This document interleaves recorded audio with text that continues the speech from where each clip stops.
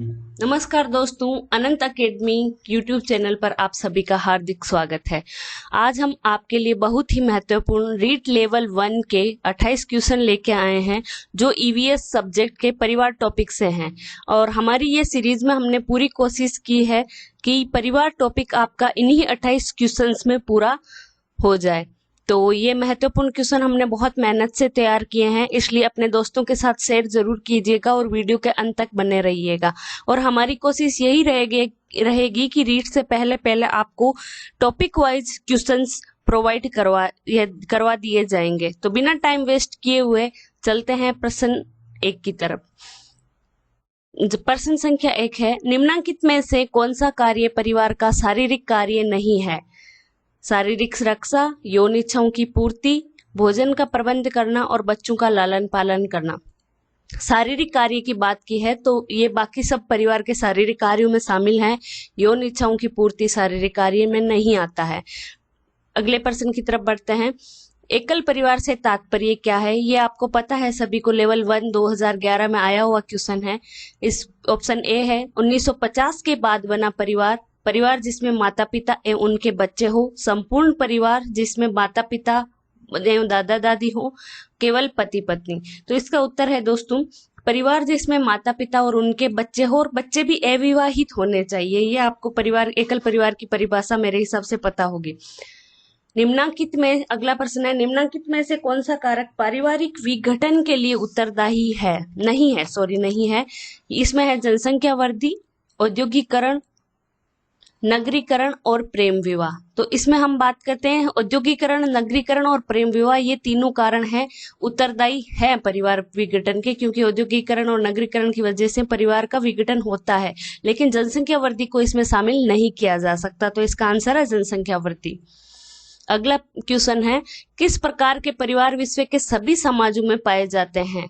तो एकाकी आप सभी को पता है, आजकल जो सबसे ज्यादा प्रचलन में है एकाकी या नाभिकीय परिवार, जो विश्व के सभी प्रकार के समाजों में पाए जाते हैं। क्वेश्चन संख्या 5 है, पति पत्नी और उनके आश्रित बच्चों से मिलकर बने परिवार को क्या कहते हैं? पति पत्नी और उनके आश्रित बच्चे आप सभी को पता है नाभिकीय, एकल या एकाकी परिवार में होते हैं, क्योंकि अगर उन बच्चों को शादी हो जाती है या फिर अपने अपने परिवार बना लेते हैं तो वो संयुक्त परिवार की व्याख्या हो जाती है। अगला क्वेश्चन है, निम्न में से कौन सा कथन सही है? एकल परिवार में दहेज प्रथा सामान्य बात है, एकल परिवार में बाल श्रम सामान्य बात है, दहेज तथा बाल श्रम सामान्य बुराई है, दहेज तथा बाल श्रम संयोग में सामान्य बात है। तो इसका उत्तर है दहेज तथा बाल श्रम सामान्य बुराई है। अगला क्वेश्चन है, संयुक्त परिवार प्रथा को कौन सा कारक विघटित कर रहा है?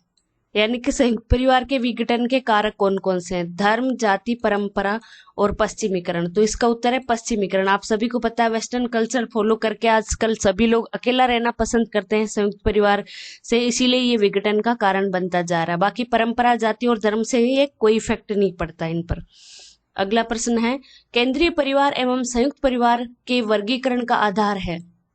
तो वंश, सत्ता, दंपति संख्या और निवास। संयुक्त परिवार या फिर एकल परिवार को हम कैसे विभाजित करते हैं या फिर इनको डिफाइन कैसे करते हैं? तो ये दंपति की संख्या पर निर्भर करता है। अगर दंपति की संख्या, उसमें एक जोड़ा है और उनके अविवाहित बच्चे हैं तो वो एकल परिवार कहलाता है, और उनके बच्चों के बच्चे भी विवाहित हैं तो वो एक साथ रहते हैं, वो संयुक्त परिवार कहलाता है।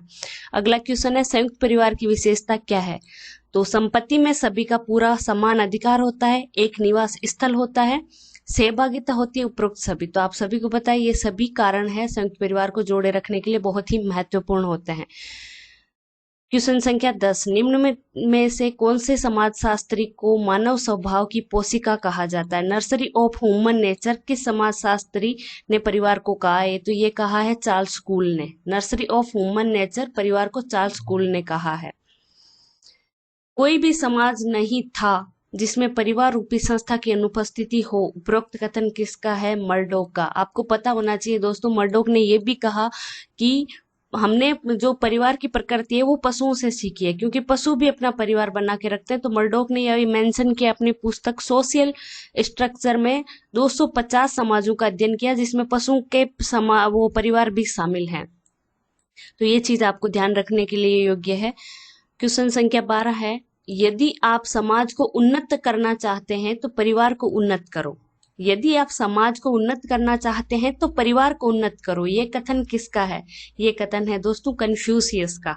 तो ये परिभाषा आपको ध्यान रखने के लिए है, क्योंकि ये रीट में बहुत बार पूछी जाती है परिवार की परिभाषा के बारे में कि ये कोटेशन किसने कहा है। अगला क्वेश्चन है, संयुक्त परिवार की अवधारणा सर्वप्रथम किसने प्रस्तुत की थी? तो ये की थी सर हेनरी मैन ने सबसे पहले संयुक्त परिवार को डिफाइन किया था कि संयुक्त परिवार क्या चीज होती है। क्वेश्चन नंबर 14 है, फैमिली शब्द की उत्पत्ति कहाँ से हुई थी? ये सब आप, मुझे लगता है आप सभी को ये क्वेश्चन आता है। तो ये फैमुलस शब्द लैटिन भाषा का शब्द है जिसका अर्थ होता है नौकर। फैमिली शब्द की उत्पत्ति लैटिन भाषा के फैमुलस शब्द से हुई है जिसका अर्थ नौकर होता है। ये एम्बलर ने अपनी पुस्तक सोशियोलॉजी ऑफ फैमिली में लिखा था। इसका अभिप्राय होता है माता पिता बच्चे नौकर और दास सम्मिलित होता है। प्रश्न संख्या 15, एकल विवाह परंतु पुरुष परिवार की सभी विवाहित स्त्रियों के साथ यौन संबंध बनाता है, ऐसा परिवार कहलाता है। विवाह एक होता है लेकिन जो परिवार की सभी स्त्रियां उन्हीं के साथ रहने का अधिकार होता है, यह सिंडेस्मियन परिवार होता है जो कि आदिवासियों में पाया जाता है। अगला प्रश्न है, परिवार को गैंग किसने माना है? तो ये माना है डेविड कपूर ने परिवार को एक गैंग माना है, क्योंकि समाज में ये जो प्रथा है एक गैंग के जैसे ही है, आप सभी को पता है। तो अगले क्वेश्चन की तरफ बढ़ते हैं। निम्नलिखित में से किसने अपनी पुस्तक सोशल स्ट्रक्चर में 250 समाजों का अध्ययन करके ये बात कही कि कोई भी समाज ऐसा नहीं है जिसमें परिवार संस्था अनुपस्थित रही हो? ये इस क्वेश्चन शायद हमने अभी डिस्कस किया है, ये रिपीट हो रहा है। तो ये मर्डोक ने किया है अपनी पुस्तक सोशल स्ट्रक्चर में। प्रकार्यात्मक परिवार से तात्पर्य क्या है? क्या होता है प्रकार्यात्मक परिवार? तो ऐसा परिवार जिसमें समाज की संस्कृति, रचना, सुरक्षा, हस्तांतरण और संवर्धन में योगदान देता है, बच्चों को आर्थिक, मानसिक और सामाजिक संरक्षण प्रदान करता है, परिवार का निर्माण मूल उद्देश्यों की पूर्ति के लिए किया जाता है या उपयुक्त सभी। तो प्रकार्यात्मक परिवार ये इंपॉर्टेंट क्वेश्चन है दोस्तों। इसमें समाज की संस्कृति, रचना, सुरक्षा, हस्तांतरण और संवर्धन के साथ साथ बच्चों को आर्थिक, मानसिक और सामाजिक संरक्षण भी प्रदान करता है और परिवार का निर्माण मूल उद्देश्यों की पूर्ति के लिए किया जाता है। अगले प्रश्न की तरफ बढ़ते हैं। किसने परिवार की देखभाल प्रकार्य विहीन बोला और क्यों? परिवार की देखभाल को प्रकार्य विहीन बोला है, ये किसने बोला है? तो ये बोला है पार्सन्स ने। परिवार की देखभाल प्रकार्य विहीन अथवा एन डेनिस ने बोला है कि परिवार के अनेक कार्य अव्यक्तिक एजेंसियां करने लगी हो। तो इसका कारण है कि आधुनिक औद्योगिक समाजों में प्राथमिक संस्था परिवार के प्रकारों को द्वितीयक संस्थाएं लेती जा रही है। जैसे शिशु के शैक्षणिक कार्यों को स्कूल ने ले लिया और शिशु के रख रखाव का कार्य पालना गृह ने ले लिया। जैसे बच्चों को क्रेच में छोड़ना जो कि परिवार का कार्य होता था, तो आजकल औद्योगिकरण की वजह से ये सब आए हैं। तो परिवार की ये जो देखभाल है उसको प्रकार्यहीन बोला, ये पार्सन्स ने बोला है। अगला क्वेश्चन है, नाभिकीय परिवार को निम्न में से किसने अति भारित विद्युत परिपथ बोला है?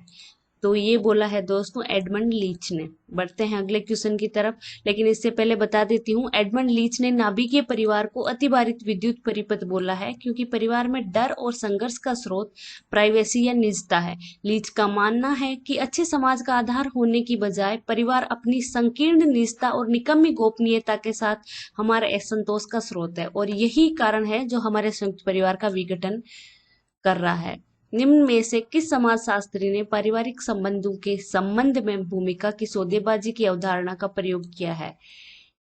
पारिवारिक संबंधों में भूमिका की सौदेबाजी ये कहा है विलियम जे गुड्डे ने अपनी पुस्तक world revolution and the family में। परिवार के लिए भूमिका सौदेबाजी नामक अवधारणा का प्रयोग करते हुए लिखा है कि व्यक्ति अपने संबंधों में सर्वाधिक संभव सौदेबाजी करने की कोशिश करता है। वह अपने लाभ को अधिकतम रखना चाहता है। परिवार आज भी है जैसा कि पहले था, परंतु ऐसा नहीं था जैसा आज है। यानी कि परिवार की परिभाषा भी आज के समय के साथ चेंज हो गई है। केरल के नायरू में प्रचलित एकल परिवार कहलाता है।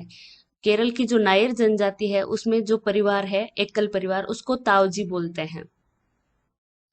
यौन साम्यवाद का सिद्धांत का प्रवर्तक किसने दिया है? यौन साम्यवाद सिद्धांत का प्रवर्तक मॉर्गन है, जो कि आप सभी को पता है। ये भी एक इम्पोर्टेंट क्वेश्चन है दोस्तों। Question number 24। परिवार का जन्म पुरुष की संपत्ति की भांति स्त्रियों पर भी आधिपत्य व ईर्ष्या की भावना के कारण हुआ है। उपरोक्त कथन किस तरह है? वेस्टरमार्क का। वेस्टरमार्क ने बताया है कि परिवार का जन्म पुरुष के संपत्ति की भांति स्त्रियों पर भी आधिपत्य का भावना के कारण हुआ है। अगला क्वेश्चन है, परिवार का प्रारंभिक स्वरूप मात्र सत्तात्मक ही था। उपरोक्त कथन किसका है? यानी कि परिवार पहले पुरुष प्रधान ने होकर मात्र प्रधान था, तो ये कथन किसने कहा है? ये कथन कहा है बिफ्राल्ट ने।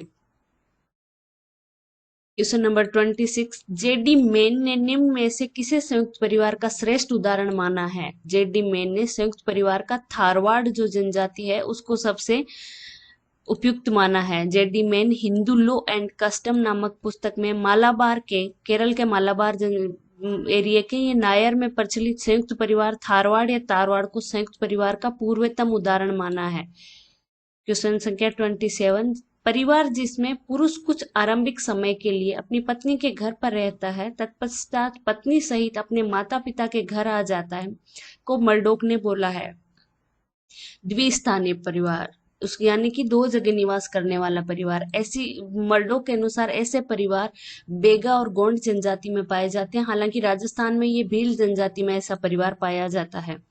एकल विवाही परिवार जिसके सभी पुरुष सदस्य विवाहित स्त्रियों के साथ यौन संबंध बनाते हैं को सिंडेसमियन परिवार कहते हैं। उपरोक्त परिवार की व्याख्या किसने की है? तो ये की है मॉर्गन ने। लुइस मॉर्गन ने बताया है कि सिंडेसमियन परिवार क्या होता है, जिसके बारे में हमने ऊपर चर्चा की है। तो दोस्तों, अनंत अकेडमी का यूट्यूब चैनल को सब्सक्राइब जरूर कीजिएगा और अपने दोस्तों के साथ ये जानकारी शेयर जरूर कीजिएगा। हम लेकर आते रहेंगे रीड तक आपके लिए रोज 5 सब्जेक्ट के रोज नए वीडियोस, जो कि बहुत ही महत्वपूर्ण क्वेश्चन लेकर आएंगे। तो हमारी इस एक कोशिश को आप लोगों की वजह से सफल बनाने की कोशिश जरूर कीजिएगा। Thanks for watching. धन्यवाद।